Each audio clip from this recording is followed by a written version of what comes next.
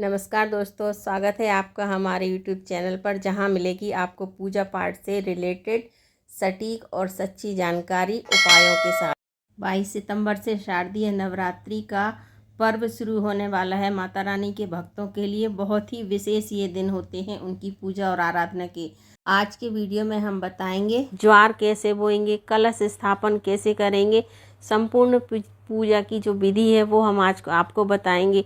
तो चलिए शुरू करते हैं। सबसे पहले जिस स्थान पर चौकी लगाना है उस स्थान को गंगा जल से शुद्ध करके इस तरह से साफ कर लेंगे। उसके बाद लाल आसन बिछा लेंगे। लाल रंग माता रानी को बहुत पसंद होता है। उसके बाद चावल का आसन देकर हम माता जी को स्थापित करेंगे।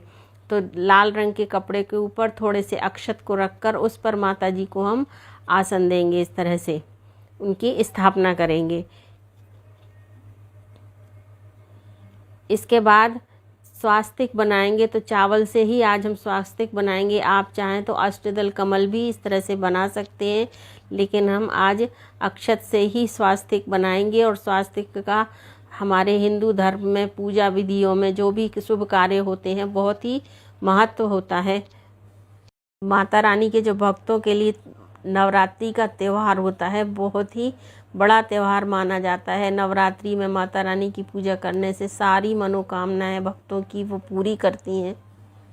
9 दिनों तक माता रानी की पूजा की जाती है और सभी नियम पूर्वक पूजा करते हैं। माता रानी की नियम पूर्वक पूजा करने से बहुत ही शुभ फल प्राप्त होते हैं और सारी मनोकामनाएं पूर्ण होती हैं। तो देखिए स्वास्तिक बना लिया है। उसके बाद हम लेंगे इस तरह का छोटी सी कुंडी जिसमें कि हम जवारे बोएंगे। तो उसमें रोली से इस तरह से हम स्वास्तिक बना लेंगे। रोली से आप चाहें तो चंदन से बना लें या हल्दी से बना लें, लेकिन रोली से इस तरह से इसमें स्वास्तिक बना लेंगे। हमने ये मिट्टी का कुंडा लिया है। आप अपने सुविधा के हिसाब से छोटा बड़ा ले सकते हैं। मिट्टी का ना मिले तो पीतल का ले सकते हैं।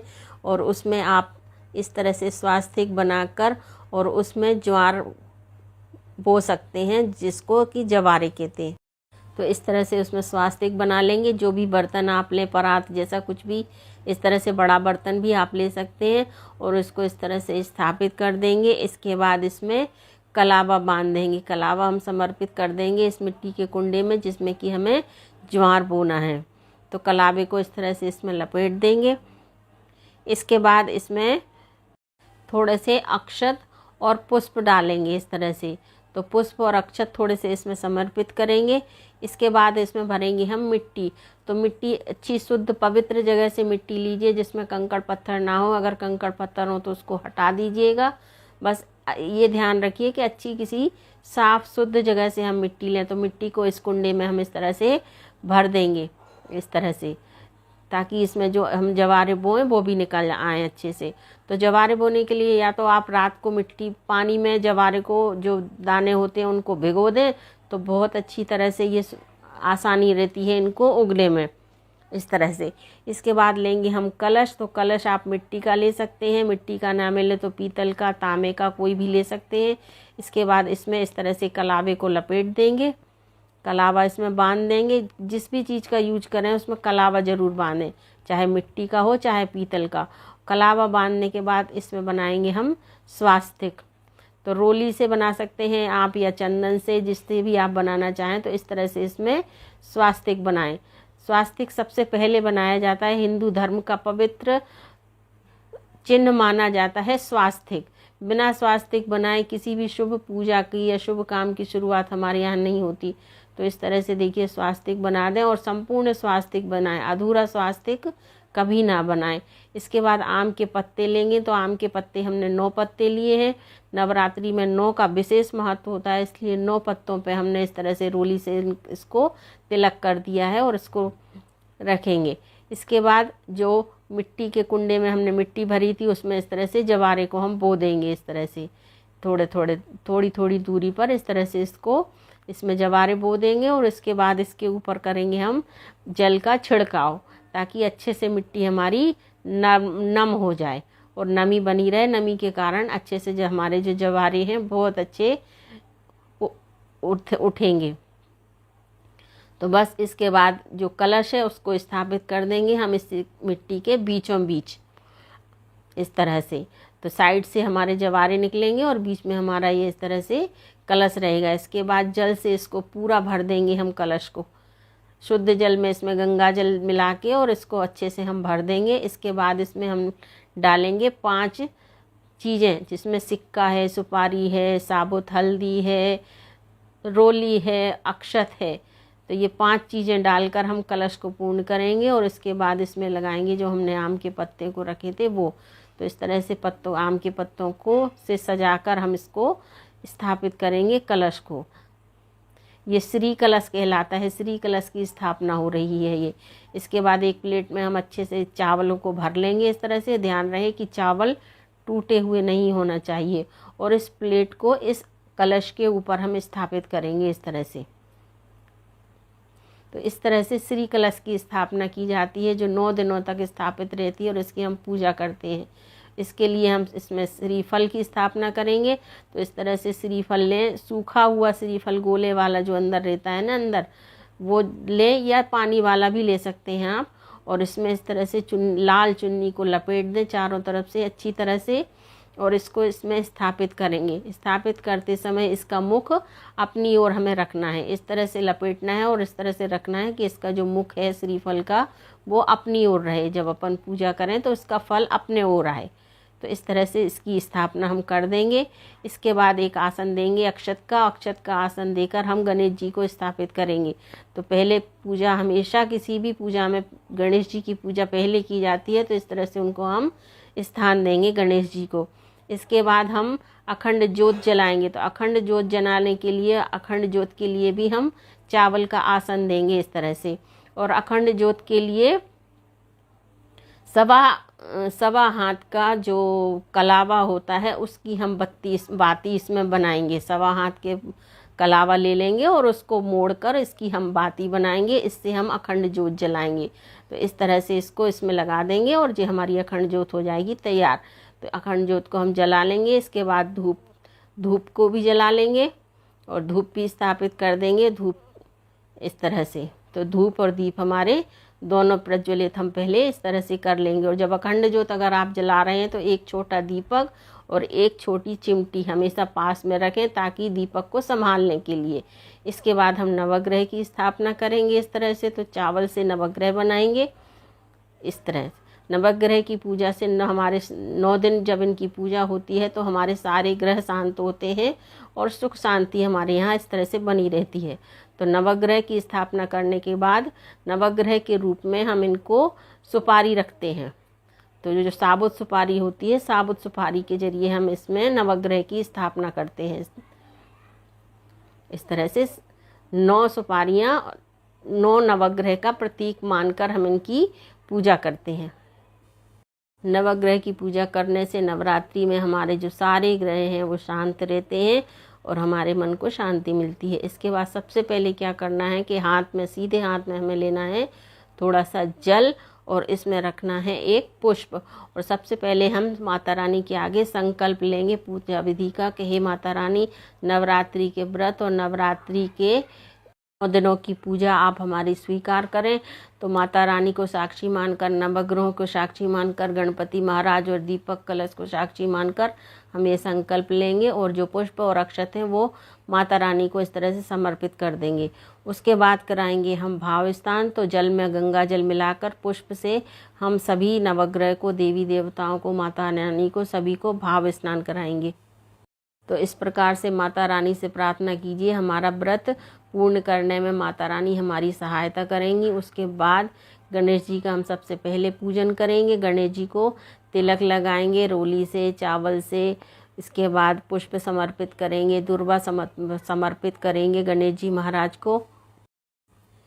इसके बाद माता रानी को चुनरी समर्पित करेंगे, लाल चुनरी माता रानी को समर्पित करेंगे। हे माता रानी, हमारे परिवार की रक्षा करना और ये 9 दिनों की जो हम पूजा आपकी कर रहे हैं उसको आप स्वीकार करना और अपनी कृपा इस तरह से बनाए रखना। तो इस तरह के भाव मान में रखते हुए माता रानी से प्रार्थना करेंगे। गणेश जी को माला समर्पित करेंगे, चाहे पुष्प की माला हो या जो भी अपनी सुविधा के अनुसार इस तरह से पूजन करेंगे। इसके बाद नवग्रह का पूजन करेंगे तो नवग्रह को वस्त्र समर्पित करेंगे कलावा के स्वरूप में। तो इस तरह से एक एक छोटा छोटा कलावा नवग्रह को समर्पित करेंगे। और उस नवग्रह जब स्थापित करते हैं तो बिल्कुल हिलना नहीं चाहिए, ना तो चौकी और नवग्रह को हिलाते नहीं है, इसलिए सूखी रोली से हम इनको तिलक करेंगे। जो सूखी रोली होती है उससे हम इनको तिलक करेंगे ताकि नवग्रह जो बिल्कुल हमारे अपने स्थान से हिले ना। इस तरह से मन में भाव लाते हुए माता रानी का जयकारा मन में लगाते हुए पूजा करेंगे, पुष्प समर्पित करेंगे नवग्रह को।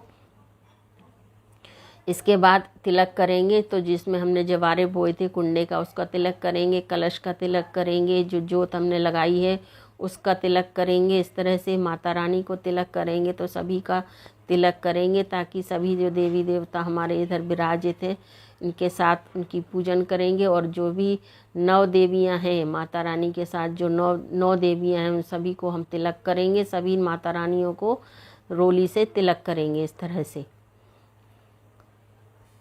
तो इस तरह से सभी 9 माता रानी को हम सिंदूर लगाएंगे।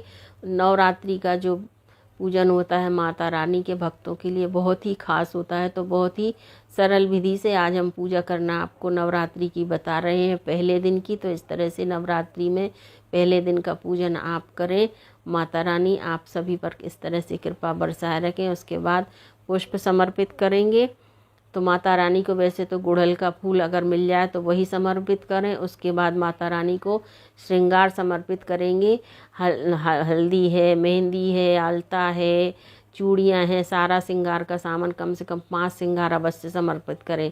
इसके बाद भोग लगाएंगे। तो सबसे पहले जल का भोग लगाएंगे और दूध से बनी हुई चीज़ों या सफ़ेद चीज़ों का भोग हम लगाएंगे। तो नवग्रह को भोग लगाएंगे, माता रानी को भोग लगाएंगे, गणेश जी को भोग लगाएंगे इस तरह से। और उसके बाद माता रानी को बीड़ा समर्पित करेंगे। तो या तो आप पान या फिर लौंग और इलायची भी आप जो भी आपकी सुविधा हो समर्पित करें। फल समर्पित करें इस तरह से। और दक्षिणा अवश्य रखें, किसी भी पूजन में आप दक्षिणा अवश्य रखें तभी उसका फल मिलता है। और उसके बाद आप जो भी जाप करना चाहें, दुर्गा सप्तशती का पाठ करना चाहें या दुर्गा चालीसा का जो भी पाठ करना चाहें आप पाठ कर सकते हैं। इसके बाद हवन करेंगे। तो हवन के लिए सूखी इस तरह से लकड़ियों को लेंगे और उससे हम हवन करेंगे। तो हवन जो प्रज्वलित करेंगे, कपूर से हम हवन को प्रज्वलित करेंगे और भाव से माता रानी का इस तरह से हवन और पूजन हम पहले दिन की नवरात्रि में इस तरह से करेंगे। तो कपूर से हमेशा को कपूर से ही प्रज्वलित करें। तो देसी कपूर हमने लिया है और इस तरह से कपूर को इस तरह से ऊपर रख देंगे और इसको जलाएंगे। तो माता रानी बहुत जल्दी प्रसन्न हो जाती हैं अपने भक्तों से। इस तरह से माता रानी के मंत्रों का जाप करते हुए हवन करेंगे। या देवी सर्वभूतेषु शक्ति रूपेण संस्थिता नमस्तस्यै नमस्तस्यै नमस्तस्यै नमो नमः। या देवी सर्वभूतेषु लक्ष्मी रूपेण संस्थिता नमस्तस्यै नमस्तस्यै नमस्तस्यै नमो नमः। और हवन में गूगल अवश्य डालें, गूगल का हवन अवश्य करें। और इस तरह से माता रानी के जो भी आप मंत्र आहुतियाँ देना चाहें वो उस तरह से आहुतियाँ दें और माता रानी का नाम जाप करते हुए इस तरह से हवन करें। इसके बाद जो भी हम पूजा विधि करते हैं उसके बाद आरती करेंगे। आरती करने के लिए कपूर का यूज करें या फिर दीपक का, आप दीपक से भी, घी के दीपक से भी आरती इस तरह से कर सकते हैं। तो बड़े भाव से आरती पढ़ें, पुस्तक में जो भी आरती हो इस तरह से आरती पढ़ते हुए आप आरती करें इस तरह से। और जल घुमाते हुए इस तरह से आरती दें सभी को इस तरह से। तो इस तरह से आरती कर लें। कथा की पुस्तक में भी आरती लिखी रहती है। इसके बाद जो प्रसाद हमने माता जी को चढ़ाया था उसका थोड़ा सा प्रसाद उठा के इस तरह से अग्नि में समर्पित करेंगे। तो अग्नि के द्वारा हम माता जी को इस तरह से भोग लगाएंगे। जो भी देवताओं को भोग लगता है तो वो अग्नि के माध्यम से ही लगता है। और इस तरह से थोड़ा जल लेकर आचमन करेंगे इस तरह से और माता रानी से प्रार्थना करेंगे। सीधे हाथ में जल लेकर इस तरह से आचमनी कर लें। आचमनी करने से प्रार्थना पूर्ण, पूजा हमारी संपूर्ण हो जाती है। इसके बाद माता रानी से क्षमा मांग लें, प्रार्थना कर लें, हे माता रानी जो कोई भी पूजा में हमसे त्रुटि हुई है उसके लिए आप हमें क्षमा करें। जाने अनजाने में जो भी पूजा में हमसे त्रुटि हो गई हो तो उसके लिए माता जी आप हमें माँ हे माँ, आप हमें क्षमा करें। उसके बाद जो भी आपकी मनोकामना है वो माता रानी से अपनी मनोकामना की प्रार्थना करिएगा। तो इस तरह से पहले दिन की पूजा की विधि हमने आपको बताई। अगर आपको जानकारी पसंद आई तो लाइक कीजिएगा, शेयर कीजिएगा और कमेंट कीजिएगा और चैनल को सब्सक्राइब कीजिएगा। मिलते हैं नेक्स्ट किसी जानकारी में। Thank you.